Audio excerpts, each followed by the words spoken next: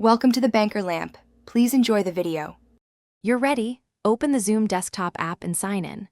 Once your camera is active, click the small arrow next to Start Video and choose Virtual Background. You'll see default options. Select one to apply immediately.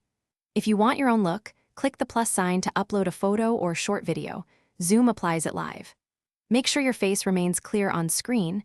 If it looks odd, stop and adjust lighting or camera position before continuing. Once done uploading, you need to refine how the background behaves. You can drag and drop or use the plus button to add a high-resolution image. 16:9 works best for wide shots. If you use a physical green screen, enable I have a green screen and then select the color picker on any spill. Make sure lighting is even. Shadows cause artifacts. You can also choose blur or a subtle image to hide movement, which reduces flicker and keeps you looking sharp. You're almost done. Join a test meeting or use the preview to check edges, hair, and hand motion. Make small camera or lighting tweaks to remove shadows, and choose a simpler background if complex patterns flicker. If the background jumps or shows parts of your real room, make sure Zoom is updated. Enable I have a green screen only when appropriate, or lower background resolution to reduce processing.